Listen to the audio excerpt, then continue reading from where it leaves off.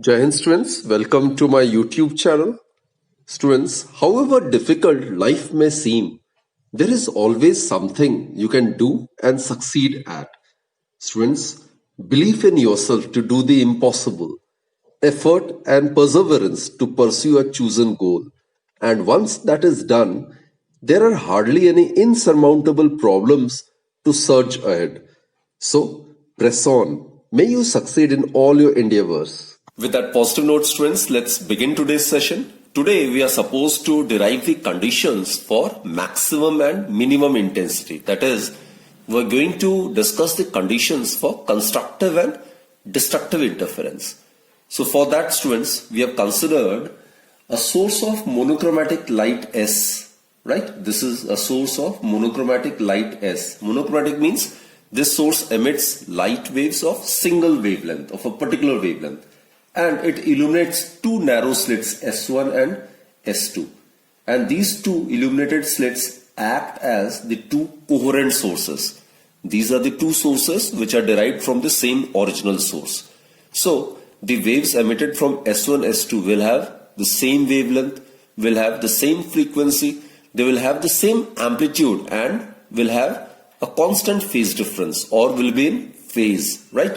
And SS1 is equal to SS2. So initially the waves emitted from S1 and S2 are in the same phase, right? So now suppose the wavefronts from S1 and S2 spread out in all the directions and in the region. They superpose on the screen. Alternate bright and dark fringes are observed, right? And at the center of the screen, students, the intensity of the light is maximum and it is known as central maximum. Why?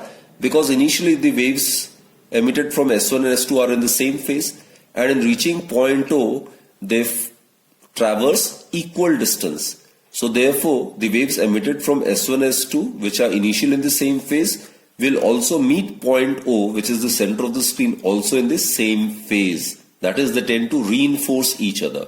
And therefore, the intensity of the light at the center of the screen would be obviously maximum, right? Now suppose, students, Y1 be the displacement of the waves from source S1 and Y2 be the displacement of the wave from source S2 at point P, right? So if Y1 and Y2 are the displacements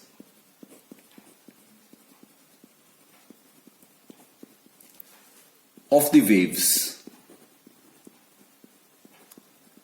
from the sources S1 and S2, from the sources S1 and S2, and mind it, these are the two coherent sources, right? Sustained interference pattern can be obtained only by using coherent sources. These are the sources which are derived from the same original source.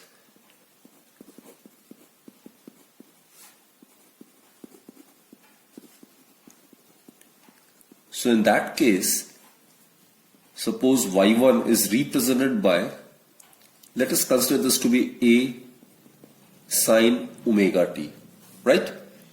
Now, it oscillates harmonically and therefore Y1 is equal to A sine omega t. A is the amplitude, omega it's the angular frequency, t is the instant of time, and Y2 may be represented as B sine omega t plus phi, right? B is the amplitude in the case of the second wave and phi is the constant phase difference. Again I repeat, students, A and B are the respective amplitudes of the two waves and phi is the phase angle by which the second wave leads the first wave, or phi is the constant phase difference between the two waves. Here phi is the constant phase difference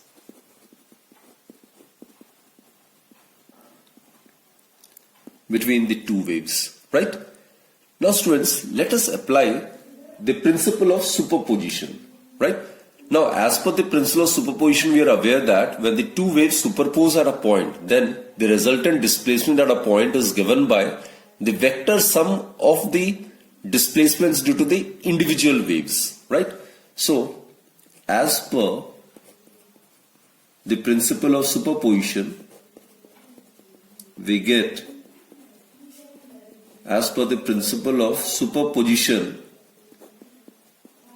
what we get is resultant displacement at point y at a given instant t, it would be given by y1 plus y2. So let's substitute the value of y1 and y2 over here. So what we get is, in place of y1 write a sine omega t, and in place of y2 write b sine omega t plus phi, right? We can also expand this. This is in the form of sine a plus b, isn't it? So it can be written as sine a cos b plus cos a sine b. So resultant displacement at point P at instant t may be written as a sine omega t plus b sine omega t cos phi plus b cos omega t sine phi, right? This may further be rearranged in this particular manner. It may be written as sine omega t. It may be taken as common, isn't it? So here it will be a plus b cos phi plus cos omega t and b sine phi, b sine phi, right? Here a, b, as I have told you, these are the amplitudes for the two waves, right? And phi is the constant phase difference. So the terms in the bracket, they are constant. A plus b cos phi and b sine phi. These are the terms which are constant. So let us substitute, let us consider this to be equation 1. Now let us substitute a plus b cos phi as, suppose, r cos theta, right? And b sine phi as r sine theta. Put this as equation number 2 and equation number 3. We'll discuss about r and theta, right? Now what to do is, substituting these values of 2 and 3 in equation 1, we get, so from first, what we get is y is equal to, in place of a plus b cos phi, we can write r cos theta. So it will be r cos theta sine omega t plus, in place of b sine phi, we can write r sine theta. It will be r sine theta cos omega t, right? Or students, we can write y is equal to r. It is in the form of sine omega t plus theta. Sine omega t plus theta. So it is sine a cos b plus cos a sine b, right? So this is the result, displacement of the resultant wave, capital R sine omega t plus theta. So students, it's pretty clear. The resultant displacement at point P is simple harmonic wave having amplitude r and phase difference theta. So r is the amplitude of the resultant wave. This is the amplitude. And theta is the phase difference, right? So what we have proved is that the resultant displacement at point P is simple harmonic wave. It is a standard equation of a simple harmonic wave, right? Having amplitude r and phase difference theta. Now let us find out the amplitude of the resultant wave. Let us find out the expression for r. So let's find out the amplitude of resultant wave. Amplitude of resultant wave.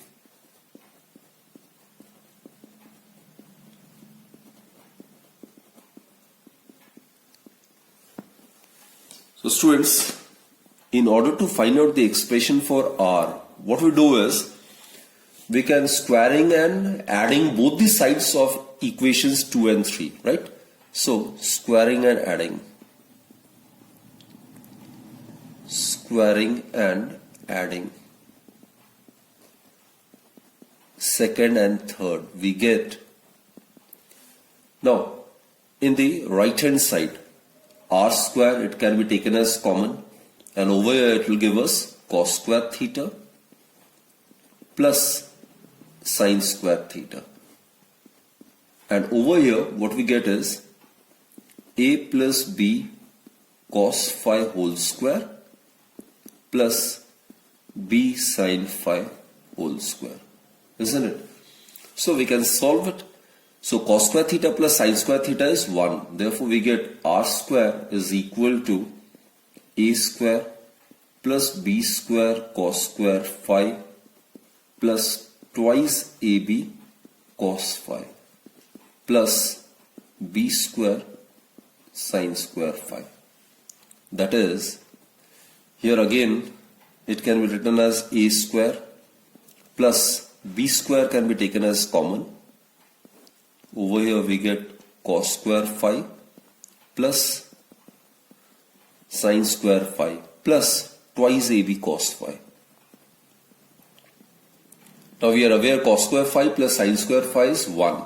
Therefore r square it's equal to a square plus b square plus twice ab cos phi. Right? Or students, the amplitude of the resultant wave, that is capital R, it's given by square root of a square plus b square plus twice ab cos phi. So students, this is the expression for the amplitude of the resultant wave. Now the intensity of light, students, it is directly proportional to the square of amplitude of the wave. That is, intensity, it is directly proportional to the square of the amplitude of the wave, right? But for the sake of simplicity, we assume that intensity of light, that is I, is equal to the square of the amplitude. So therefore, the intensity of light at point P on the screen is given by a square plus b square plus twice ab cos phi. So this is the expression for the intensity, resultant intensity. Now we can discuss the conditions for the constructive interference and the destructive interference. Now students, for constructive interference we are aware the resultant intensity of light at point P will be maximum, while on the other hand for destructive interference the resultant intensity of light at point P must be minimum. So for the constructive interference, as I've stated, the intensity must be maximum at point P, right? And resultant intensity of light at point P will be maximum only if the value of cos phi is plus 1, isn't it? So the resultant intensity of light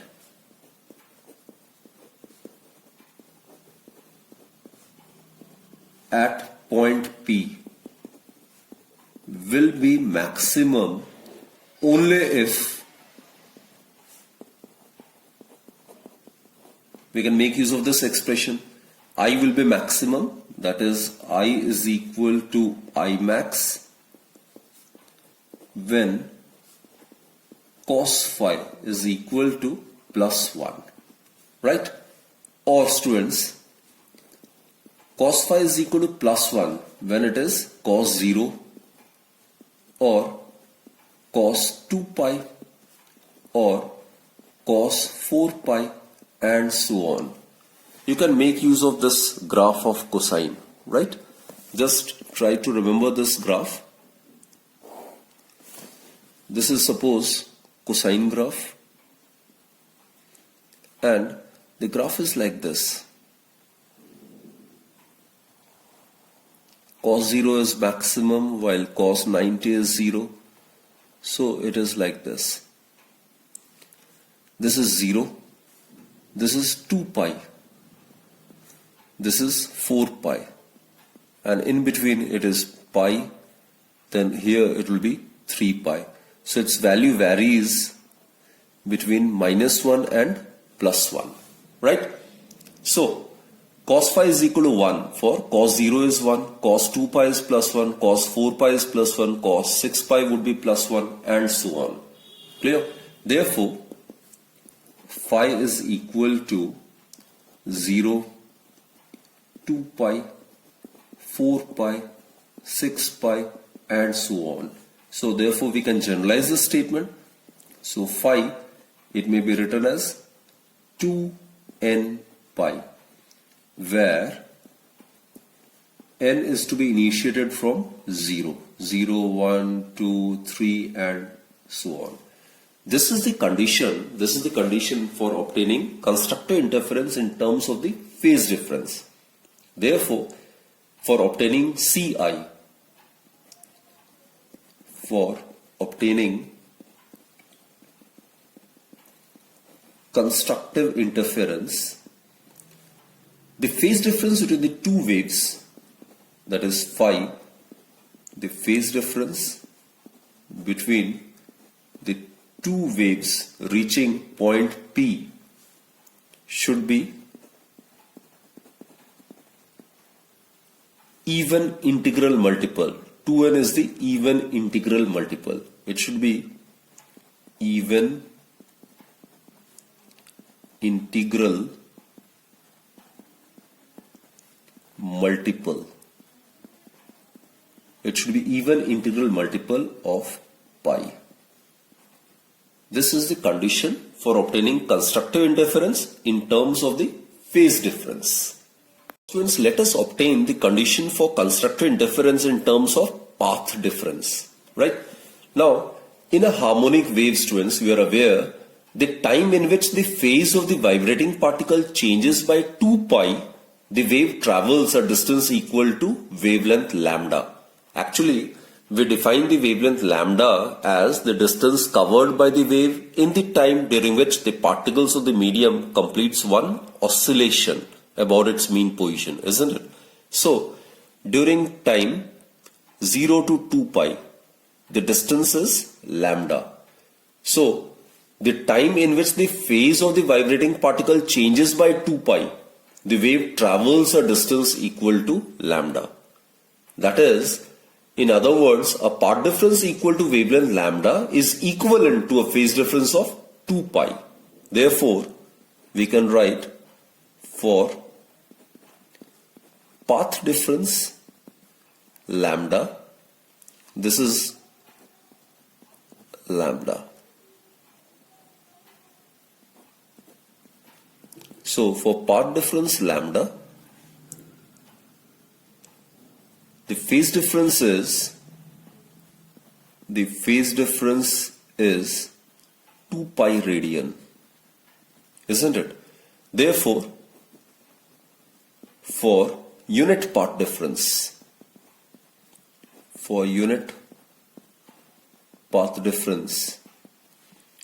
the phase difference is obviously 2 pi by lambda. And thus, students, the waves in reaching from S1 and S2 in reaching point P, suppose it possesses a path difference of x.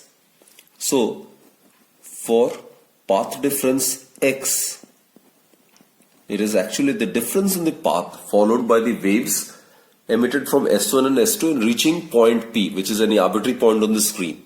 So, for path difference x, the phase difference is given by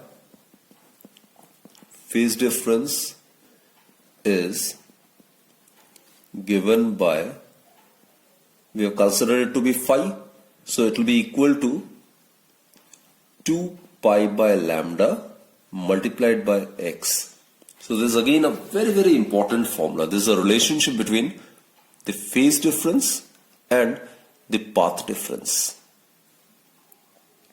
So for path difference x between the two waves, the phase difference between the waves would be given by phi equals to 2 pi by lambda multiplied by x. Now, coming to this, phi, just now we have derived, it is equal to 2 pi by lambda into x. Now, as for Ci, that is for constructive interference, the phase difference phi is some even integral multiple of pi, isn't it? Therefore, students, let's substitute this value over here. Therefore, we get 2 pi by lambda into x is equal to 2n pi. 2 pi get cancelled. So, we are left with x is equal to n lambda, right? And n is to be initiated from 0, 1, 2, 3 and so on. Therefore, in terms of lambda, for obtaining the constructive interference, the condition is that the path difference between the two waves reaching the point should be an integral multiple of wavelength, that is lambda, right?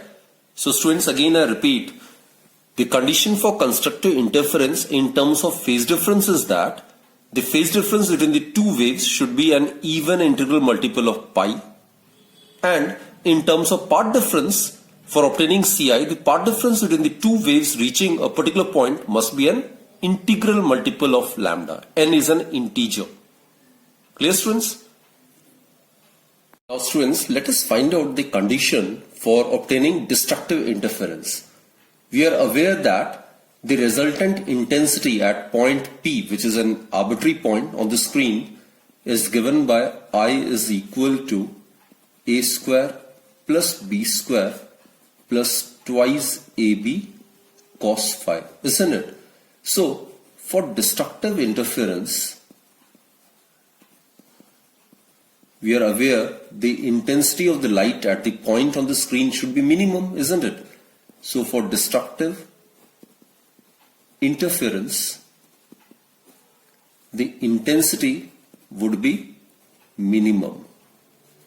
And I is equal to I minimum, the intensity at a point on the screen will be minimum only when cos phi, it has got minimum value, and minimum value of cosine is -1, isn't it? So this is the condition for destructive interference, that is for obtaining dark band, cos phi must be equal to -1. And students, we are already aware of the cosine graph, isn't it? Suppose this is the cos graph, right? It is like this. The value of cos, it varies from -1 to +1. It's like this. This is the nature of the cosine. It's a periodic function, isn't it? So this is 0. This would be 2 pi. This would be 4 pi. Now, this is, students, pi. This must be 3 pi. And as I've told you, the value of cosine, it varies between -1 and +1. So you can well look after here. Cos phi is -1. So cos phi is -1 at pi. Cos pi is -1. Cos 3 pi is -1. Cos 5 pi is -1, and so on. Therefore, cos phi is equal to cos pi, cos 3 pi, cos 5 pi, cos 7 pi, and so on, which implies that the phase difference between the two waves meeting point P on the screen, it must be pi, 3 pi, 5 pi, 7 pi, and so on. So we can generalize it. So phi may be written as 2n plus 1 multiplied by pi. Here n is 0, 1, 2, 3 and so on. When the value of n is 1, then phi would become pi. When the value of n is 1, then it will become 3 pi. When the value of n is 2, then it will become 5 pi, and so on. So students, this is the condition for obtaining dark band or destructive interference in terms of the phase difference. So phi is equal to 2n plus 1 into pi. So thus, students, the condition for obtaining destructive interference is that the phase difference, which is phi, this is the phase difference between the two superimposing waves reaching the point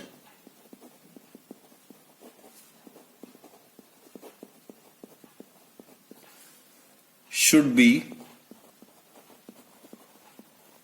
2n plus 1.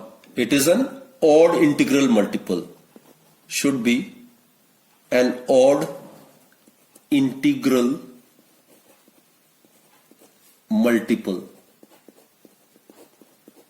Now look, pi, 3 pi, 5 pi, 7 pi, 9 pi, these are the odd integral multiple of pi.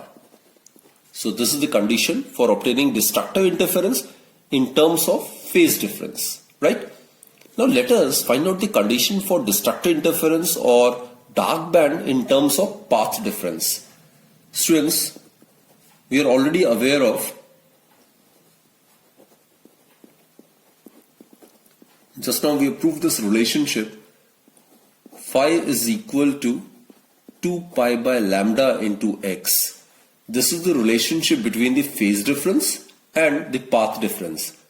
I have stated, students, that in a harmonic wave, the time in which the phase of the vibrating particle changes by 2 pi, in that time the wave travels a distance equal to lambda. So in other words, a path difference equal to wavelength lambda is equivalent to a phase difference of 2 pi. Therefore, if the two waves from the sources S1 and S2 reaching any arbitrary point P on the screen have a path difference x, then those two waves reaching point P will have a phase difference given by 2 pi by lambda into x, right? So let's substitute the value of phi over here and get the result in terms of x. Therefore, 2 pi by lambda into x is equal to, for dark band or for destructive interference, phase difference is odd integral multiple of pi. That is, pi get cancelled. So we get x is equal to 2n plus 1 lambda by 2. Right? Here lambda obviously is the wavelength and here n is 0, 1, 2, 3 and so on. So this is the condition for destructive interference in terms of the path difference. Therefore, students, in terms of path difference for destructive interference or for obtaining dark band,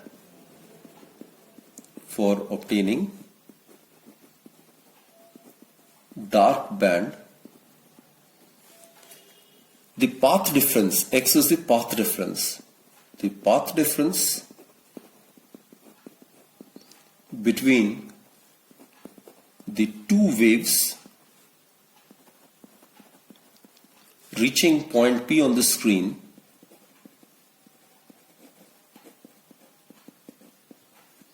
must be, or it should be, an odd integral multiple of half of the wavelength. It should be an odd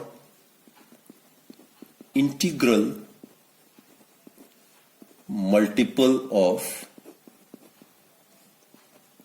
half of the wavelength, that is lambda by 2.